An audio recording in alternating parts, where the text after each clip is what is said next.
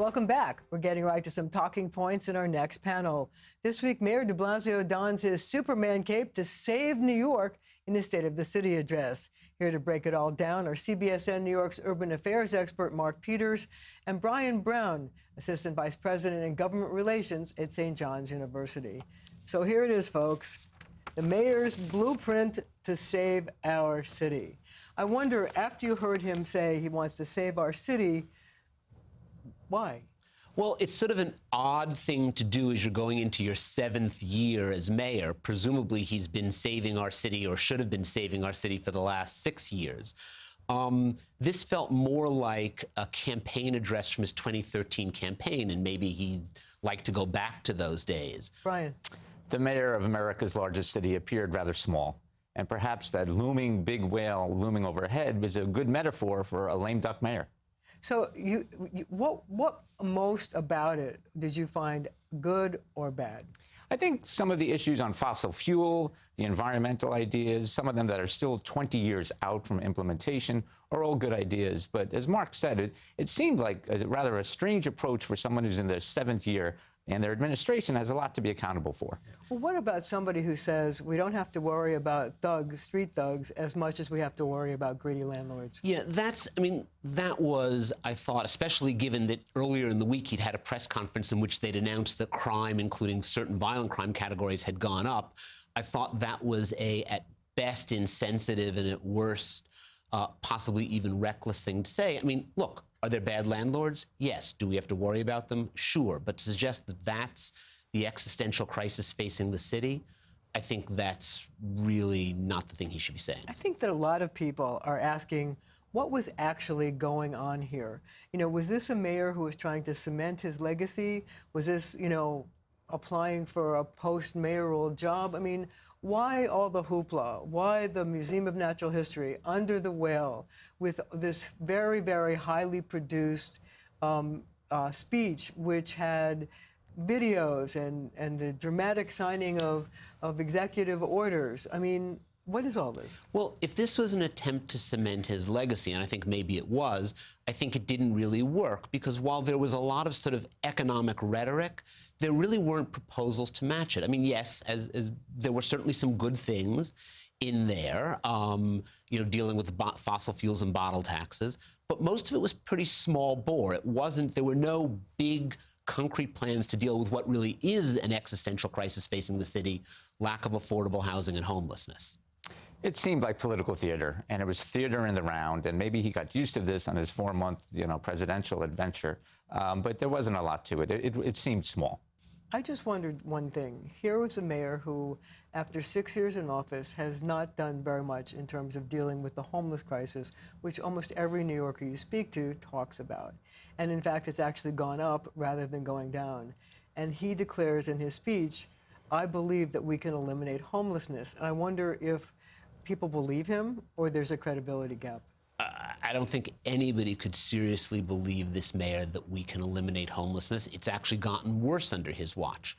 Is it possible that if he actually devotes his full attention to it, we could make it better than it is now over the next 2 years?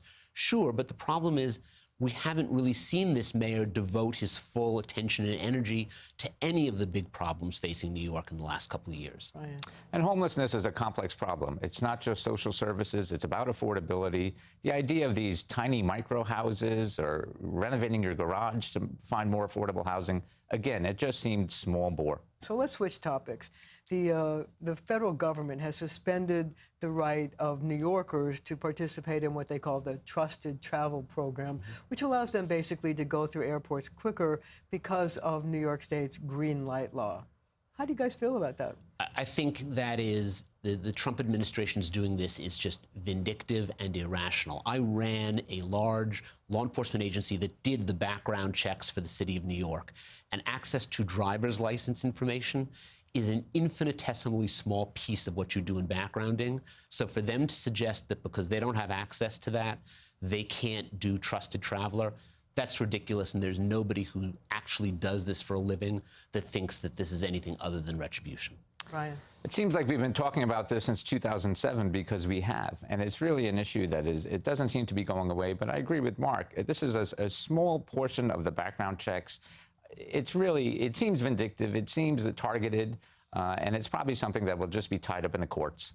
Well, Governor Cuomo says that this is retaliation and strictly politics. Let's listen to what he had to say. You have to go to a federal office or sit with a federal official, do an in-person interview, provide them data, and then you get signed up.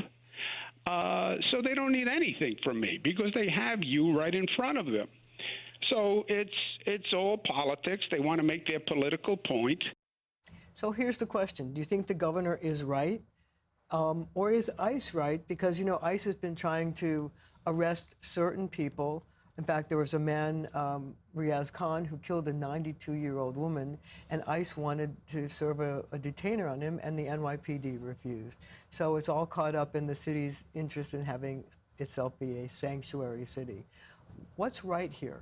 The governor is absolutely right here. As I said, I ran an agency that did these kinds of background checks. You don't need the driver's license information for it.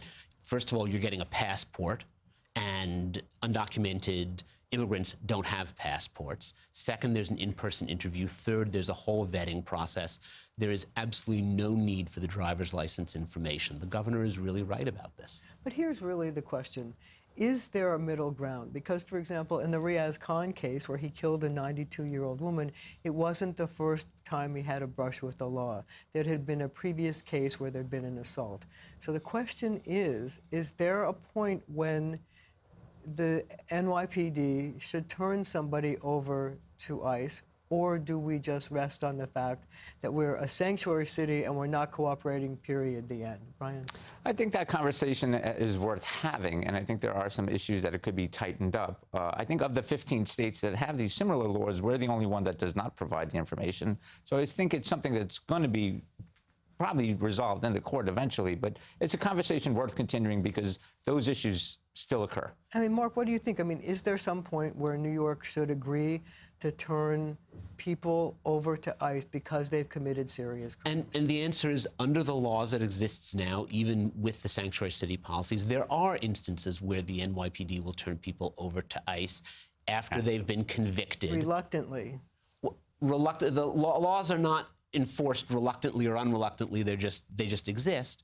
But in this case, there are instances where people are turned over, but only after careful due process. Here's the thing. The head of Homeland Security himself came to New York after the Khan case because he argued that had they been able to take Mr. Khan into custody because of a detainer, that the 92-year-old woman would still be alive. And that was an argument that resonated in some parts of the city. I'm sure it did, but I think that you've got to be careful not to take one incident, and in fact, it says something that it's the one incident that we sort of keep coming back to and talking about, and allow that to drive policy. What we want to drive policy is overall trends, and what we know of the overall trends are that, one, the undocumented community commits far fewer crimes than the documented community, and two, that the NYPD can keep the city safe only if they've got the trust of the undocumented community, because those are folks who can report crimes to them. So, Brian, I'm going to change topics. The crime stats in New York City took a sharp spike. This was like the first time since Mayor de Blasio took office that there had been such a huge rise in so many crime categories. 5 of the 7 major crime categories rose. I wonder what you think the political ramifications are for Mayor de Blasio over this spike in crime. Well, I don't think 1 month makes a trend, but it's certainly, the numbers are concerning. Double-digit increases in many of the categories. And I think that the bigger problem is the public perception. Mayor de Blasio does not enjoy a great relationship with law enforcement. He does not seem like a tough-on-crime type of mayor. And I think these statistics are very concerning, especially to people in the outer boroughs. And it's certainly something that we have to monitor. I just want to ask you this, Mark. Pat Lynch, the head of the PBA, says that this is because a problem of failed leadership on the part of the mayor, who continually seems to not support his police officers. Do you think he was right? Well, do I think that the mayor has at times not supported his police officers? Yes, there are times when he hasn't. But do I think that this crime rise can be attributed to that? I think that's going a step too far. I think the NYPD is and remains one of the most professional law enforcement agencies around, and they're going to do their job regardless of whether they feel supported by the mayor. Browne. It's something worth keeping an eye on. But again, the perception is that New York City is getting a little frayed around the edges, and this data could seem to support that, but maybe not just yet. Okay, well, time flies and it's time to go.